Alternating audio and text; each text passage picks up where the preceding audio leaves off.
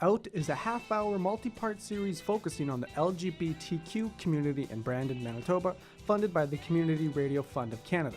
This series will share the difficulties LGBTQ members have faced, the achievements and strides they have made, as well as the support received from the community. We hope the story shared will help those uncomfortable with any LGBTQ lives understand the opposite point of view and become more sensitive to the struggles they face, as well as provide support and information for any LGBTQ members in the area. Welcome to another episode of Out on CJ 106. I'm your host, Dakota Bicklmeier. In this installment, we explore some aspects of faith and the LGBTTQ community. In just a bit, we will hear from Reverend Craig Miller of the Knox United Church and the welcome that the church gives to the queer community in Brandon. The Knox United Church was born with a combination of two former churches, the former Knox Presbyterian and the Victoria Avenue Methodist churches in 1933, both of which previously became United Churches in 1925. Then on April 15, 1959, the dedication of a new church that was built on the corner of 18th Street and Victoria Avenue took place. Now the Knox United Church sits across from the Brandon University to this day. In 1992, the United Church of Canada implemented the Affirming program, which dedicates to having ministries and congregations to be inclusive to people of all sexual and gender orientations. Their goal of the program has churches study the social issues surrounding the LGBTTQ community and supporting the community at large. The Knox United Church here in Brandon became an affirming ministry in 2010. The Knox United Church here in Brandon became an affirming ministry in 2010, which meant it was the first affirming ministry here in Brandon. Reverend Craig Miller of the Knox United Church shares the same goals as the church expresses, which is to be spiritually progressive and inclusive to every person in the community. He and his fellow church members help tackle social justice issues ranging from climate change, poverty, and discrimination on all levels of the LGBTQ community. Reverend Miller has taken part of Brandon's Pride Parades, and the church has helped the Brandon University's LGBTTQ collective with events, and is proud to be confirmed and identify as an ally. This is Reverend Craig Miller, who I got to meet in his office at the Knox United Church. Thanks for the invitation. I'm Craig Miller, and I'm the minister here at Knox United Church in Brandon, and I've served here at Knox for the last 5 years. Came to Knox in 2012. Because I think it's pertinent for the topic that we're addressing today, yes. I'll just say that I'm from the States. Okay. Married a Winnipegger, met in school, and we moved up here in 2007. I grew up in a kind of a different context, but one that has some significance for the LGBTQ community and the religious community. I was actually born in Lynchburg, Virginia in the late 60s when my dad was working for Jerry Falwell at Liberty Baptist Church and University. And those who are familiar with the Christian right and organizations that have been opposed to same-sex marriage and the normalization of a homosexual lifestyle know that Jerry Falwell was one of the major opponents to the LGBTQ community in the States. And his organization over the years raised a lot of money to kind of target that as part of the culture wars in the States. And of course, that conservative religious and political work in the States has had a significant influence on both civic and religious life here in Canada. So I thought I would just name that and say, I've come a long way since those days, and so is my father. He was a young man at the time, and I think he might be actually quite appalled if he knew that I was naming that today. But I come from pretty conservative religious roots, but then later in the States moved into the Presbyterian Church USA, which is a mainline denomination, and from there my journey, my spiritual evolution continued. Growing up in that time, obviously you've seen the struggles and growth of the LGBTQ community in the United States, and sort of seeing Canada and the United States sort of both growing and those challenges. So when did you become more aware of the LGBTQ community and start becoming more of an ally and a supporter of that? Well, I think I first became aware as I was probably about 11 years old, and my family moved from northern Indiana, which is an agricultural area. It's a fairly conservative area. A lot of similarities with Manitoba. And we moved to the San Francisco Bay Area. We lived in Castro Valley, which is just across the bay from San Francisco. I remember that the first time we went over to San Francisco, we went to Golden Gate Park. And it was a beautiful weekend afternoon, and the sun was out. This was in August, just after we'd moved there. And there were, this was near the Castro district, which is a well-known area for the LGBTQ community in the States, historic area. And there were gay men out wearing leather shorts and roller skating and shirts off, holding hands and kissing. And I think before that time, I had no idea that such a thing existed.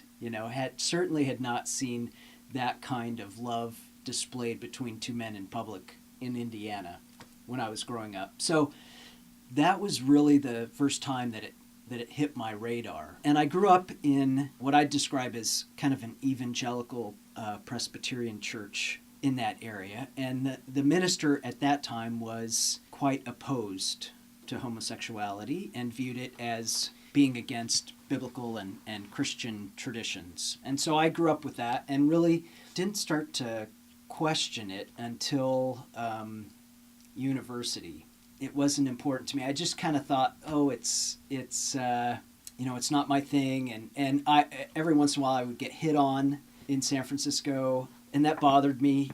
I thought, what in the world? And I remember kind of being taken back by that. I wasn't flattered by it. I didn't know how to respond. And I don't know that I really came to any new terms with it until I went to seminary following my undergrad degree. And during that time, that was in the early 90s, and I was at Princeton Seminary, a Presbyterian seminary in New Jersey, and my best friend there came out of the closet to me.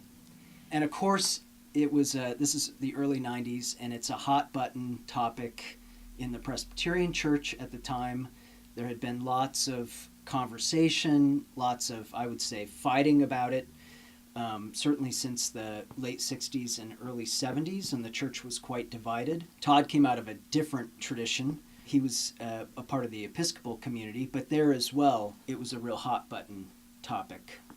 So when he came out to me, I said to myself, well, this is someone that I hold in very high esteem. This is someone who has, I can see, real genuine gifts for ministry. I better rethink this bias and this prejudice that I've lived with for all these years and never really questioned.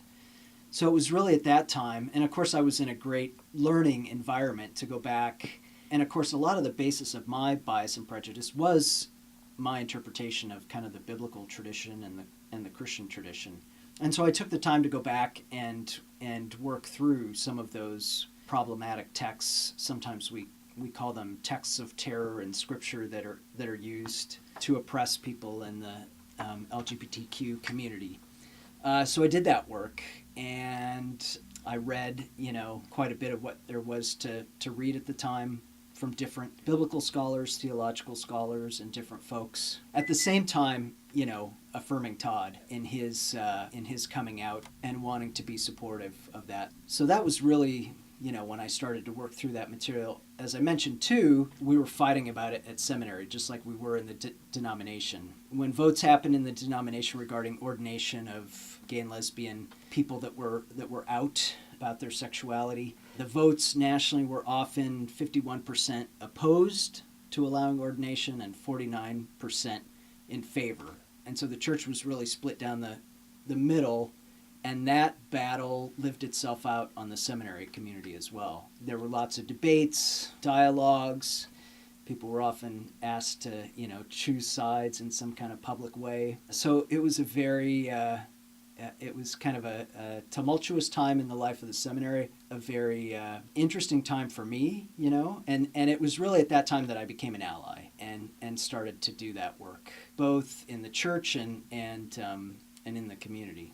Well, that's interesting that, like, going into, like, the interesting thing is, like, you growing up in that battle, and that, of course, your friend coming out of the closet, and it sort of made you rethink everything. And I presume you're bringing a lot of that thought of just rethinking and understanding and learning to your ministry work.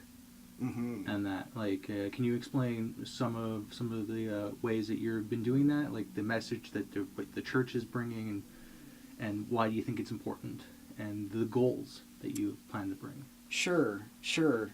Well, one of the things that was great for me in moving to Canada and coming to the United Church is that the United Church has been doing this work and really a leader in this work for decades now. So it was it was great for me to come from a denomination where there was still a lot of fighting about sexuality.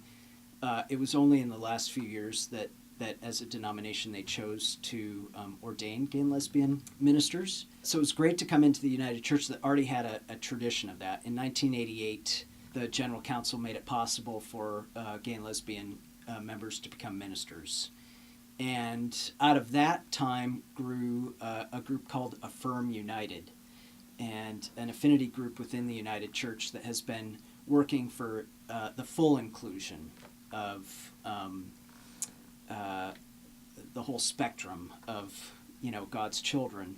And so it was great to come into that community. Well, let me say the United Church was active in 2002 on lobbying the government of Canada for same-sex marriage. And in fact, there were some that were participating in same-sex marriages before it became federally legalized. And Knox itself had, I'm not sure what year it was, but had a policy allowing ministers here to perform same-sex weddings here in the sanctuary. And so they had already done a significant amount of work. In 2007, the congregation hired an openly gay minister, David Cathcart. It was during David's time that the congregation embarked upon kind of an educational journey in participating in this organization, Affirm United, and being intentional and proactive about saying we want to offer safe space and sacred space for all of God's children. We want to be the whole people of God. And we're not going to discriminate based on someone's sexuality or gender identity and we made it broader than that as well. Their ethnic background, their economic circumstances, whether they're married, not married, all of those things. We were going to welcome everyone. So the church the congregation went through about a 3-year time of education, and then in 2010, the congregation changed its mission statement to honor that as part of its identity and becoming an affirming ministry in the United Church of Canada. And since that time, we've just been continuing to do that work. So it was real easy for me to step into that here and bring, my own background and my own experience. Like myself, I found that a lot of folks, both in the church and in culture, those that don't even have a religious background, their viewpoint, their opinions are often changed by having a family member or a friend or someone that they know that comes out of the closet. And so if they're a person of privilege and they're heterosexual, that often gets them to kind of rethink those prejudices and biases. And we're fortunate here at Knox that we're able to provide space for people to tell those stories. And we've spent a fair amount of time letting people, do that work and listen to each other and hear about what it means to be, an openly gay person in Brandon, in the Westman area, which, is not always an easy thing. So we've sought both for our membership here, for the folks that attend here, to provide safe space, and we've sought to be active in public because we're one of the few religious groups within Brandon that is openly affirming. And because the basis of a lot of discrimination against the LGBTQ community, because a lot of that comes out of one's religious affiliation, we felt that it's really incumbent upon us to not be silent, to speak up, and to say that we have a different understanding of what it means to be a child of God and what it means to be made in the image of God. And so we've partnered with Brandon University, with the collective there, with CIRC, with Brandon Pride, to participate in some of the citywide events like Pride celebrations in June, like the Transgender Day of Remembrance. That actually started when members of the LGBTQ collective at Brandon University came and asked for space here at the church because they knew that this was safe space, and they asked David Cathcart if they could have a place to do that, to observe Transgender Day of Remembrance. And out of that kind of grew the tradition of hosting this service on a yearly basis, on an annual basis. So we've been active in that and providing resources for those events. We provide space rent-free for times when the Sex Education and Resource Center here in Brandon offers learning sessions, lunchtime learning sessions, and we've had different events that we've offered space for. That's all part of the work and ministry that we're seeking to do. Yeah, I was going to ask about what kind of events you're doing, but you've already said that. So, and when you do these events, you of course have the space here, and you are helping with the group at BU, the collective that's there, and CIRC, and everyone around here. So you mentioned before that way earlier, the United Church had already brought in policies to ordain gay and lesbian, and are sort of pushing towards having everyone, all of God's children, into being able to become ministers and to become ordained, and for this church and for the United Church to be open to the whole entire spectrum, as you said. And I was going to say, is when did the church's perspective towards the LGBTTQ begin, which was earlier than what I had thought originally. So we're going to actually push into to when you started. So when you took over, in the sense of being minister here, what was that like? Was coming in and you being heterosexual, and coming in sort of taking place where somebody who was gay beforehand. How did that feel, sort of thing? Was it something like this really important person, and now I'm going to hold up that mantle for them, and I'm going to take that with pride, in a sense? Well, the great thing is that, a couple things here. One is that David and I were very good friends, and met regularly together, and I actually participated in some of the things because I was working initially just out west in two rural congregations, but I was able to participate in some of the events here in Brandon. But the other thing is that I would not say that the affirming ministry piece within Knox has been driven by the ministers. It's actually been driven by lay people here, people that wanted a space for their children that was affirming, people that had gay or lesbian children that were out and wanted to be in a community of faith that supported them as parents and supported their children. It's been advocated. We have quite a few folks here that have been involved in education and have been active in making their workplaces inclusive and safe environments. And so they wanted that to be reflected here as well. So that affirming ministry has really been driven by lay people. Of course, when they were looking for a minister, they were advertising, for someone that shared those values and that vision and wanted to be involved in a ministry like that. So I don't think I even ever thought about, necessarily having to fill David's shoes because, we're different folks and with different gifts. And I never felt pressure. It was more like a sense of joy at being in a community that had already done a lot of the hard work to make this a reality. So really it was about kind of partnering with them. And gradually, now the church first made its public statement in the fall of 2010.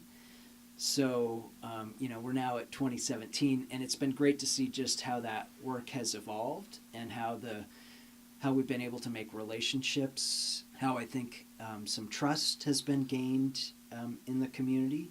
People know that if they want to have a same-sex wedding, that they can come here and that they'll be affirmed and that I'll work with them. I have folks that come here from different religious denominations that are frequently folks that are in the closet, but they want to talk to somebody about self-identifying as part of the LGBTQ community or Two-Spirit community, and being in these other religious traditions and not wanting to leave those traditions, but wrestling with a lot of the discrimination and bias that's still inherent in those communities toward them. And so just offering a safe space for them to be able to talk about. I think sometimes people, especially people who self-identify as heterosexual, don't realize how much discrimination continues to be out there. And I hear about those stories, on a regular basis, and it's painful. It was kind of interesting, we had the Pride March in June, which a tremendous turnout, just blew me away, the hundreds and hundreds of people that were out on the street, somewhere between 700 to maybe 1,000 people that participated in the parade. But anyway, some of our youth met here at Knox that morning to get their faces painted. So I had my face painted in a rainbow flag as well, and we took our Knox church banner and some things, and we had a table at the park afterwards.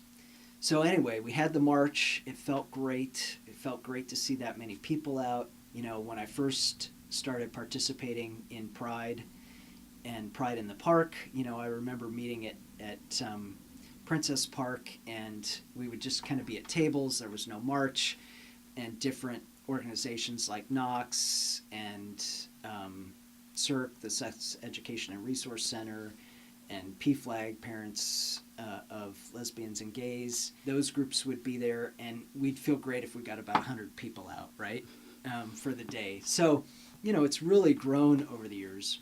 But anyway, this past June, so I had my face painted, and we finished the march. I went to go set up our table for Pride in the Park, and then I had to drop my daughter off at work at Shoppers Mall and I had to meet some friends to get a key to them. So anyway, went over there and had my Brandon Pride shirt on and my face painted, and met them in the entrance just outside of Smitty's. And so we were talking and chatting, and my daughter was there, and then she headed off to work, and then I went back to Pride in the Park. Well, later that night, when I picked her up, she said to me, "Dad, did you see all the people giving you dirty looks that were coming in?" And I said, "No, I didn't notice that." She said, "Well, one man was looking at you," and she said he actually came into the store, and as I was going into the store to get ready for work, he went up to his wife and said, "You can't believe the raging faggots that's out there." And she was just kind of totally shocked by that kind of language and that kind of hatred. And she said, "Excuse me, that was my dad. A, he's heterosexual. B, it shouldn't matter. C, he's an ally. And you really, need to get your prejudice and discrimination under control." And he said something to her like, "Well, your father clearly doesn't understand how things work in the real world. You can't behave like that around here." And the manager kind of stepped in and said, "Sir, we don't tolerate that kind of discriminatory language in our business," and asked him to leave. And, as my daughter related that story to me, both of us were surprised that even when she said, "Hey, that's my dad," he didn't back down one bit. He wasn't, he didn't feel embarrassed about using a derogatory slur.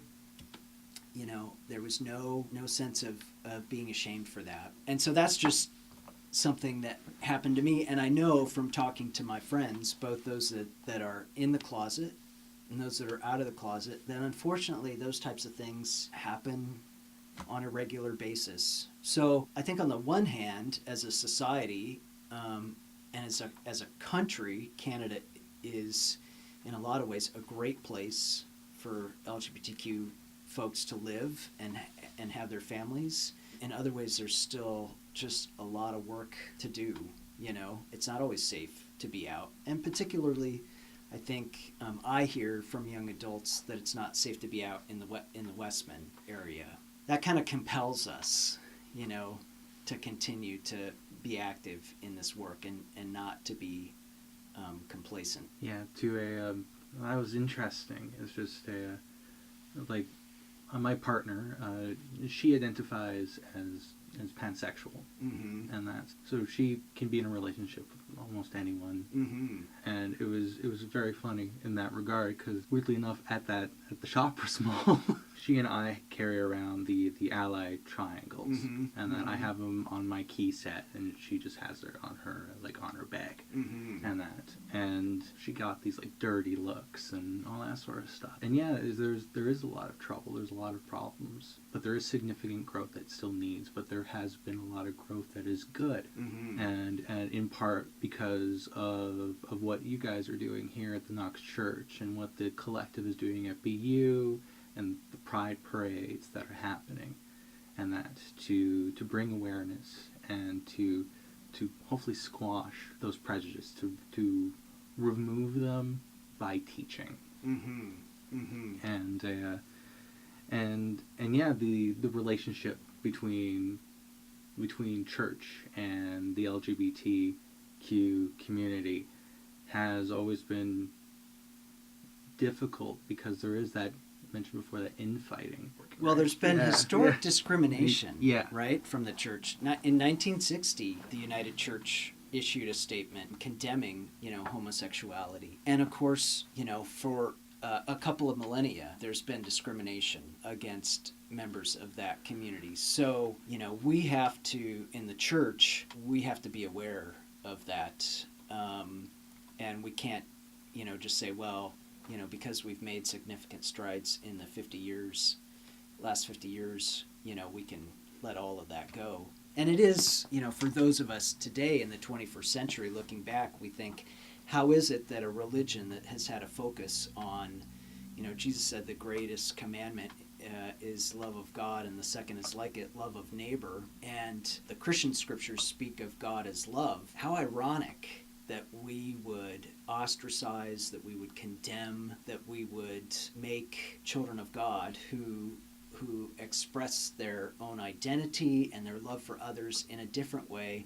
How ironic that we would judge them for that. We look at that now and think, how could that be? But it was a part of Christianity, and it was a part of Western culture. Lots of cultures have a different story, and of course, we're fortunate today to have the witness of indigenous communities that have had a very different, especially pre-colonial history, have had a different understanding of gender expression and gender identities and sexuality, and that often those differences were honored and celebrated in the community, whereas in Western tradition, they often were not. And so that's just part of our history. And in fact, the United Church is in the process of developing what we're calling a living apology to the lesbian, gay, bisexual, two-spirited, transgender, queer, and questioning community. Thank you for the interview, Craig. It was fantastic. It was great to learn a lot more about you and your experiences and what this church is doing and helping. Have a nice day. Yeah, thanks, Dakota. Good to talk to you. That was Craig Miller of the Knox United Church, speaking about being an LGBTQ ally and part of the religious community. I want to thank Craig once again for allowing us to interview him for our show. My name is Dakota Bicklmeier, and thank you for listening to Out here on CJ 106. I've been freewheeling and being with you.